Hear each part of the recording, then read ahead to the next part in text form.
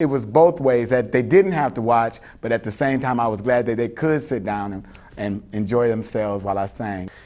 The most memorable experience was, it was around Thanksgiving time, and unfortunately this little girl had lost her life through child abuse. Her name was Joella Reeves.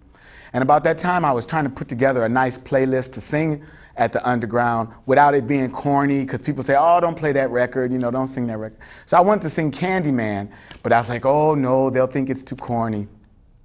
But after that little girl died, I said, you know what? I'm gonna sing Candyman because the kids need to hear Candyman, and love is never corny. So I started singing the song, and as soon as I started singing it, a school full of children, like 150 kids, came right into the lunch cafeteria area. It was just, that just was really nice. That was really nice. The origin of the Rickey Josey sound is definitely all the way from Motown, Detroit, Michigan, where it's always melody is above everything.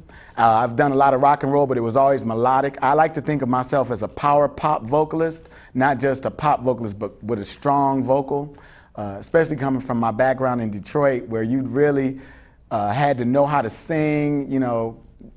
When I went to high school with a girl that had a record on the radio, okay? Her name was Vina Keith, and she had a bad record. She drove a Mercedes. This was in high school, and her record was like, baby, baby, I've been watching you. We all bought it, and you know, so people from my high school were really good. So I'm just trying to follow in their footsteps, and I think my melody and my power pop sound is what I like to show the most. Well, when Rickey Josey was in high school, it was the golden age of music, the music that sticks around today. Some of the songs when I graduated, I'm telling my age, but like I can't believe I can hear them every day. Like Shirley and To Be Real, they were playing that. They were playing La Freak. We Are Family. 79 was like the golden era of music. And that's what, you know, I was brought up in, that beautiful sound that so many people play today, and really, it'll never go away. I feel so blessed that my era is everlasting. I think that's wonderful. Well, see, I went with a girl named Darlene in college, and she ended up working for Mattel.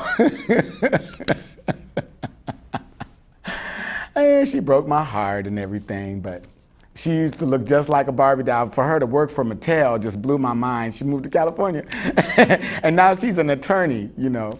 But that's the inspiration. She was very together, one of those real put-together girls with not a hair out of place and her makeup all tight and everything, but she was a heartbreaker. Okay. One of the biggest shows I ever did was for the Zoo Atlanta for New Year's Eve. I sung in a lot of golf clubs and a lot of country clubs and the Cherokee Town Club. Very exclusive.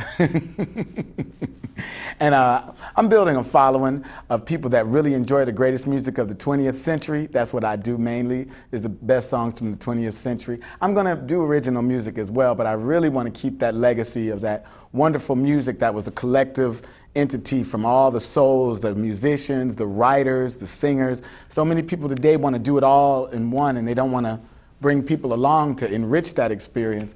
And what you have is a lot of vapid sound, like music that's not gonna last. But when you get people together and make music, that's what makes it lasting. You can go to rickyjosey.com. That's RICKEYJOSEY.com. You can see my latest pictures and find out what's happening for myself coming up.